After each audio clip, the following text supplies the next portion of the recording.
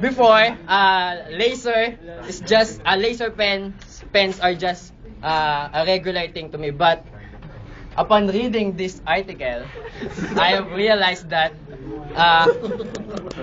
this laser invention has more to say. The Nexus 95 milliwatt green laser from Wicked Laser is not your ordinary laser pointer. Oh no, this bad boy. This bad boy is a geek's dream. It's like owning Luke Skywalker's lightsaber, only smaller. So, what's the fuss about here? Most laser pointers are powered by expensive hearing aid sized batteries that can be hard to come by. But with this Nexus 95 milliwatt laser pen, you can uses 25 two AAA batteries. So you can find AAA batteries everywhere. So imagine the power of that laser. This laser has a range of 38 miles. During the night, when you light your laser pen, you could literally point to the star you want to point.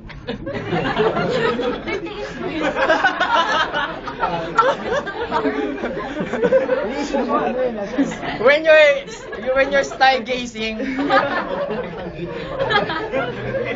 instead of pointing that star, that damn star, you can accurately point to the specific star you want using this laser pen. And much more, the light is so bright that it can even be used as a flashlight in a dark room. Wow. So imagine the intensity of the technology. Some applications, it can be used in burning holes in black trash. So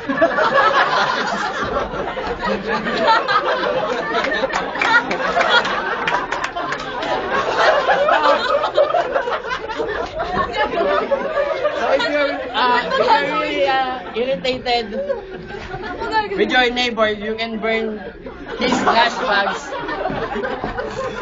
And another use is cutting black electrical tape and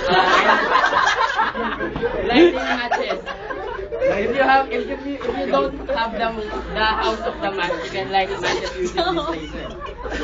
This Nexus laser, despite all the good specs I have mentioned, is a loser. Why? Because it costs $369.99. And it's a lot of money. You can just buy an ordinary laser pen for just $20. And another reason why it's a loser, with greater power comes even greater responsibility.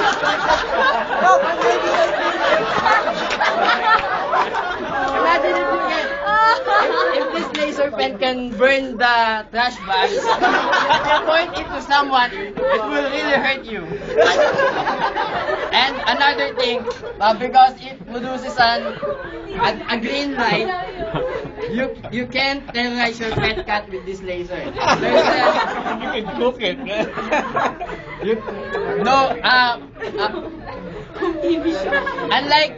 Unlike laser pens with red light, cats are there's a study that cats do not respond to green light.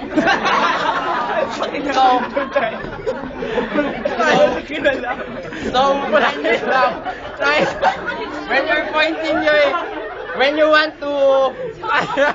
when you want your cat to act like crazy, you can use this laser pen, because you should use a laser pen with red light, because the cat cannot respond to this laser.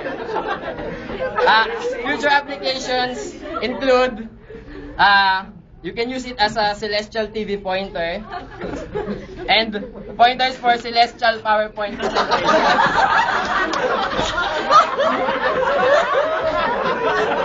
And another application is for Christ's sake, for His second coming. In the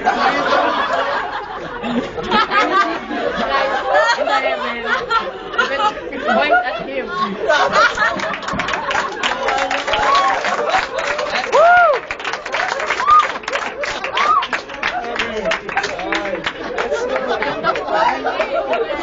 Time to go! Time to go! No match! No match! No match! No match! Time to go! No question.